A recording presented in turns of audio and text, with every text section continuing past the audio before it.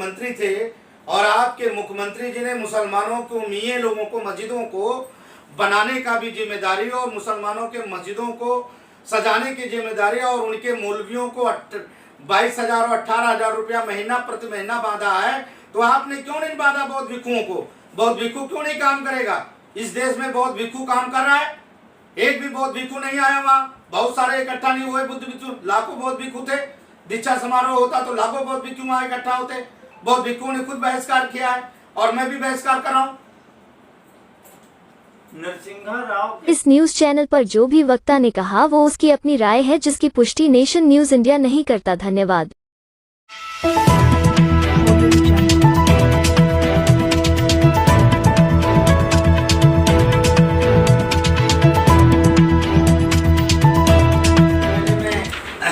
सभी मीडिया के बंधुओं को नमस्कार, प्रणाम, नमो बुद्धाय, जय भीम।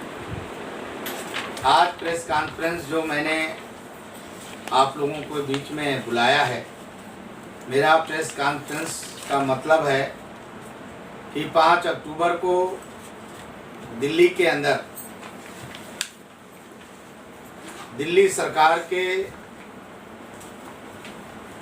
उस समय मौजूदा मंत्री राजेंद्र पाल गौतम जी ने एक बौद्ध धर्म दीक्षा समारोह डॉक्टर अंबेडकर भवन, रानी झांसी रोड पे कराया था। मैं पूछना चाहता हूं राजेंद्र पाल गौतम जी से और उनके समर्थकों से कि भगवान बुद्ध की कौन सी वो किताब है या भगवान बुद्ध ने कौन सी वचन ऐसा बोला कि किसी हिंदू देवी देवताओं को गाली दिया या हिंदू देवी देवताओं को निंदा की। भगवान बुद्ध ने अपने जीवन काल में हमेशा बौद्ध धर्म के मार्ग को, करुणा मैत्री के मार्ग को हमेशा प्रकाशित करने की कोशिश किया और उसके माध्यम से लोग भगवान बुद्ध के तरफ आकर्षित होकर के उनके विचारों को सुन करके लोग बौद्ध धर्म ग्रहण किए। आज राजेंद्र पाल गौतम जी ने जो किया है ये घोर निंदा का विषय है और मैंने आज आपके माध्यम से कहता हूं कि दिल्ली पुलिस की लापरवाही के कारण अभी तक राजेंद्र पाल जी गौतम जी को अरेस्ट क्यों नहीं किया गया। राजेंद्र पाल जी जिस तरह से बौद्ध धर्म ग्रहण करा के बौद्ध धर्म को शर्मिंदा किया, ग्रहण कराने का काम वो करते, भगवान बुद्ध की विचारधारा वो बढ़ाने की कोशिश करें, लेकिन किसी धर्म को गाली दे करके और किसी धर्म को आलोचना करके इस तरह का नहीं करना चाहिए। बौद्ध धर्म के हम जितने बौद्ध भिक्षु हैं या उपासक हैं, हिंदू धर्म से तालमेल बना करके हम लोग रह रहे हैं। भारत में केवल 1% बौद्ध रहता है, बौद्धों की संख्या मात्र 1% है सरकार के आंकड़े में। मैं गौतम जी से पूछना चाहता हूं कि आपने जो बौद्ध धर्म ग्रहण किया, वो बौद्ध धर्म ग्रहण करने का कोई सर्टिफिकेट आपके पास है? आपने कोई सर्टिफिकेट इशू किया? या बौद्ध धर्म ग्रहण जब होता है 4 सर्टिफिकेट होते हैं फॉर्म। एक फॉर्म जिसको ग्रहण कराया जाता है उसको उसके पास होता है, एक हम इलाके को एसडीएम को देते हैं, एक फॉर्म जो दीक्षा गुरु होता है जिसकी सिग्नेचर होती है वो होता है, और तीसरा जो सोशल जस्टिस मिनिस्ट्री होता है उसके चीफ सेक्रेटरी को भेजा जाता है, ताकि फॉर्म हमने कोई भी आवेदक करता ये आवेदन करता है कि मैं बौद्ध धर्म ग्रहण करना चाहता हूँ स्वतः और मैं ये धर्म में था वो धर्म को छोड़ना चाहता हूँ, एक भी फॉर्म उनके पास नहीं था और बौद्ध धर्म ग्रहण करने की बात वो करते हैं।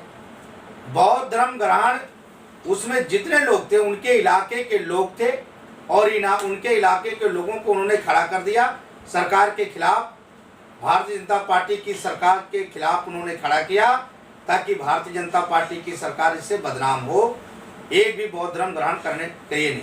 दूसरा उनका तो कहना, दूसरा मेरा सवाल है राजेंद्र गौतम जी से कि राजेंद्र गौतम जी, आपकी जब जिस पार्टी में आप अभी विधायक हैं, अभी मंत्री नहीं है, आपके मुख्यमंत्री जी अगर आप बौद्ध धर्म ग्रहण कराए और बौद्ध धर्म को आगे बढ़ाना चाहते हैं पूरे भारत में, तो सबसे पहले मैं आपसे पूछना चाहता हूं कि दिल्ली सरकार के मुख्यमंत्री केजरीवाल जी ने दिल्ली के जितने भी मस्जिदें हैं उनके मौलवियों को 18,000 रुपया तनख्वाह और उनके सहायक लोगों को 12,000 रुपया तनख्वाह पे बांध रखा है। आप दिल्ली में 380 बुद्ध विहार हैं, बौद्ध मंदिर, आपने किन भंतों की तनख्वाह बांधा? सरकार से क्या कोई योजनाएं आपने पास कराया जो आप बौद्ध धर्म ग्रहण कर रहे हैं? आप राजनीतिक स्वार्थ के लिए आपने खुलेआम हिंदू देवी देवताओं का गाली दिया। इसका मैं घोर निंदा करता हूं और भारत के राष्ट्रपति और दिल्ली के महामहिम उपराष्ट्रपति जी से मैंने लेटर भी लिखा है और कहा है कि जल्दी से जल्दी राजेंद्र पाल गौतम को अरेस्ट करके जेल भेजा जाए। अगर ऐसा नहीं हुआ तो भारतीय बौद्ध संघ सड़कों पे उतरेगा और कलेक्टर के माध्यम से, एसपी के माध्यम से ज्ञापन देगी। यही मेरी आज की बुलाने का कारण है।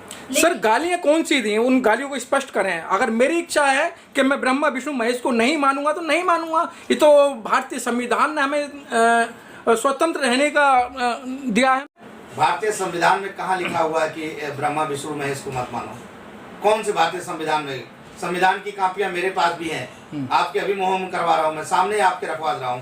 बताइए, आपको नहीं मानना है, मैंने ये नहीं कहा। आप बौद्ध धर्म ग्रहण करिए, कौन आपको रोक रहा है? लेकिन जो प्रक्रिया उसको आप पूरा नहीं किए। दूसरी बात, किसी धर्म को गाली दे, बुद्ध ने कहाँ धर्म की गाली दिया? बताइए, भगवान बुद्ध ने कहीं गाली किसी को दिया है जो आप गाली दे रहे हैं? वो आप तो 22 प्रतिज्ञाएं जो होती हैं वही उन्होंने दोहराई थी, जो बाबा साहब भीमराव अम्बेडकर जी ने 14 अक्टूबर 1956 में दोहराई थी। देखिए, बाबा साहब डॉक्टर अम्बेडकर ने 56 में दोहराई। बाबा साहब की परिस्थितियां उस समय थी, तब बाबा साहब डॉक्टर अम्बेडकर ने किया इस बात को। लेकिन बाबा साहब डॉक्टर अम्बेडकर की परिस्थितियां भारत में नहीं है।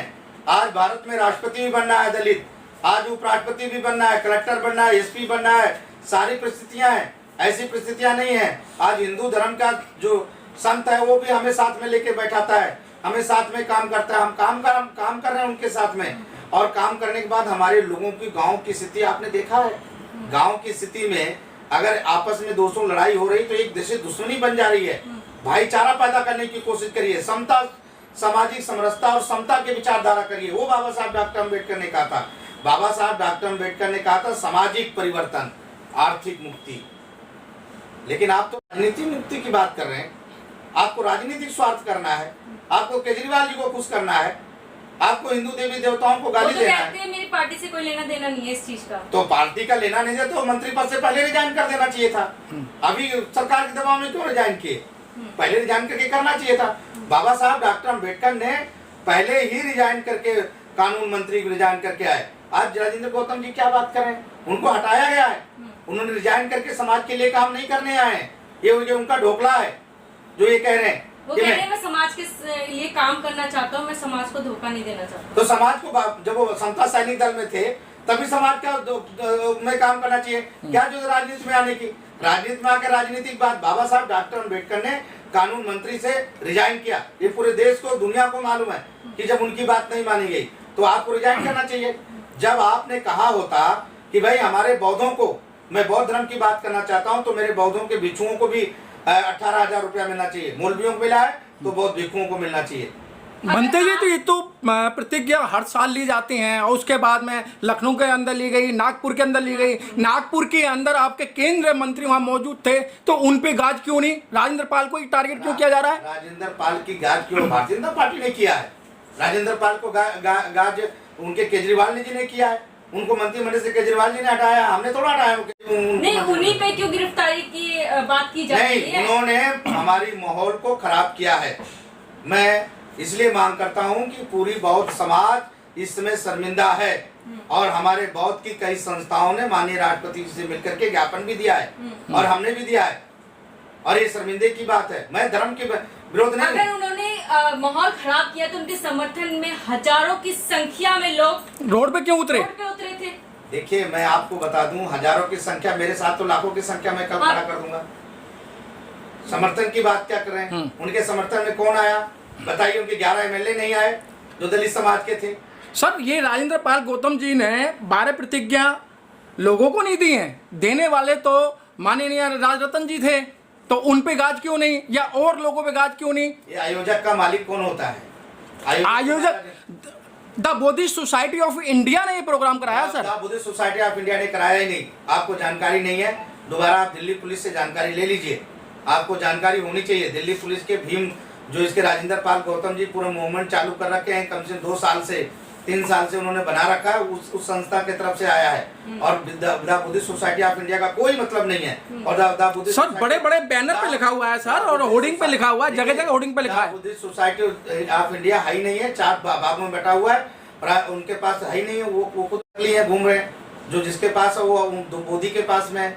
तो नकली पे आप लोग कार्रवाई क्यों नहीं करवाते? मैं तो बोल रहा हूँ कि जो वो कार्यक्रम हुआ है उसका सभी लोगों के ऊपर कार्रवाई होगा, और राजेंद्र पाल जी जल्दी ही अरेस्ट होंगे। मुझे दिल्ली पुलिस पे भरोसा है, और भारत के गृह मंत्री भरोसा कि जल्दी उनको अरेस्ट करेंगे और नहीं हुआ तो हम लोग आंदोलन छेड़ेंगे। तो सर राजेंद्र, कई लोगों का कहना है ये एमसीडी के चुनाव आ रहे थे, पॉलिटिकल स्टंट है। देखिए राजनीतिक स्टैंड की बात तो है ही नहीं। राजनीतिक शुरुआत, उन्हें टारगेट किया जाए। राजनीतिक शुरुआत तो उन्होंने किया ना, गौतम जी ने किया है। और आज गौतम जी राजनीतिक शुरुआत कर रहे हैं, केजरीवाल जी के घर पे जाके दिखा रहे हैं कि मैं इतना समर्थक मेरे हैं, मुझे दोबारा मंत्री बनाया जाए। यही तो उनकी राजनीतिक स्टैंड है। अगर आपको करना तो आप पार्लियामेंट में घेरते ना, आप जंतर मंत्र पे आओ ना, केजरीवाल के घर पे पास क्यों जा रहे हैं? नहीं सर, 26 अलीपी रोड पे उन्होंने साफ मना किया है कि मुझे मंत्रालय से, मंत्री पद से कोई लेना देना नहीं है, मैं समाज के लिए रोड पे आया हूँ। अगर मंत्री पद से तो पहले रिजाइन कर देना चाहिए।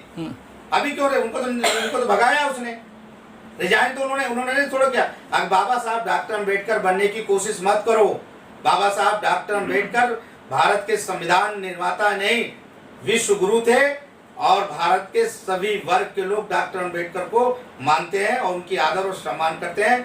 भारत के प्रधानमंत्री जी ने 2014 में ही 5 तत्व स्थान भारत ने बनाया, और मोदी जी ने बाबा साहब डॉक्टर अम्बेडकर की हर जगह, जो लंदन में जहां बाबा साहब पढ़े थे वहां भी जाकर के मोदी जी ने किया है। सारी योजनाएं आज बाबा साहब डॉक्टर अम्बेडकर पे, जो एनडीए की गवर्नमेंट चल रही है, मोदी जी की जो गवर्नमेंट चल रही है, बाबा साहब डॉक्टर अम्बेडकर पे आधारित पे काम कर रही है। मैं पूछना चाहता हूँ, फिर आपके माध्यम से पूछना चाहता हूँ कि आप मंत्री रह करके आपने क्यों नहीं केजरीवाल से कहा कि बहुत भिक्षुओं को मिलना चाहिए?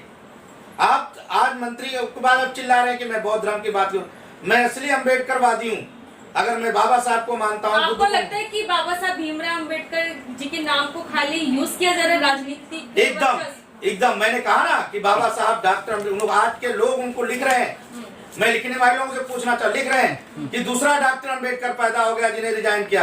अरे मैं पूछना चाहता हूँ आप लोगों से, काहे को रिजाइन किया? उसको निकाला गया, वो खुद निकाला गया केजरीवाल ने। अगर वो रिजाइन करना चाहते थे तो सबसे पहले वो रिजाइन करते, और फिर अपनी लोगों से बीच में जाते कि मैंने रिजाइन कर दिया है, मुझे समाज का काम करना है। राजनीतिक स्वार्थ सिद्ध करने के लिए काम नहीं कर रहे हो, वो राजनीतिक केवल स्वार्थ सिद्ध करने के लिए गौतम जी ने किया है। और जो उन्होंने 26 अलीपुर रोड पे लोगों को लेके आए, वो मात्र इसीलिए वो दिखाना चाहते हैं कि दोबारा मुझे बनाया जाए। बनते क्या लगता है कि आप लोगों की गलती नहीं है, या धर्मगुरुओं की गलती नहीं है कि वो समाज में 22 प्रतिज्ञाओं को पढ़ाएं? बनते लोग तो अपने वो मठों से निकलते ही नहीं है। आप बनते लोगों की जिम्मेदारी क्यों है? आपकी जिम्मेदारी नहीं है। तो जिम्मेदारी ली जाती है तो उस पर उंगली उठाई जाती है ना सर। मेरी बात बताओ ना, मैं आपसे जो प्रश्न पूछ रहा हूँ वो बताइए मुझे। आपने गौतम जी से प्रश्न क्यों नहीं किया कि आप जब दिल्ली सरकार के मंत्री थे और आपके मुख्यमंत्री जी ने मुसलमानों को, मियां लोगों को, मस्जिदों को बनाने का भी जिम्मेदारी और मुसलमानों के मस्जिदों को सजाने की जिम्मेदारी और उनके मौलवियों को 22,000 और 18,000 रुपया महीना प्रति महीना बांधा है, तो आपने क्यों नहीं बांधा बौद्ध भिक्षुओं को? बौद्ध भिक्षु क्यों नहीं काम करेगा? इस देश में बौद्ध भिक्षु काम कर रहा है, एक भी बौद्ध भिक्षु नहीं आया वहाँ। बहुत सारे इकट्ठा नहीं हुए बुद्ध भिक्षु, लाखों बौद्ध भिक्षु थे। दीक्षा समारोह होता तो लाखों बौद्ध भिक्षु वहाँ इकट्ठा होते। बौद्ध भिक्षुओं ने खुद बहिष्कार किया है और मैं भी बहिष्कार कर रहा हूँ। नरसिंहा राव के समय से मस्जिदों को ये सिलसिला शुरू हुआ था सैलरी का, उस समय क्या कोई आवाज ऐसी उठाई गई थी? कई बार आवाज उठाई गई है, लेकिन मैं नरसिंहा राव की बात नहीं कर रहा हूं। मैं बात कर रहा हूं राजेंद्र पाल गौतम की कि आप खुद मंत्री और उसी सरकार में मंत्री हैं। आपने केजरीवाल जी को कितना बार लेटर लिखा, कितना बार केजरीवाल जी से आपने कहा ये बात कि मस्जिदों को अगर दिया जा रहा है तो हमारे 350 जो बुद्ध विहार उनको भी दिया जाए, उनकी भी देख किया जाए। मैं बहुत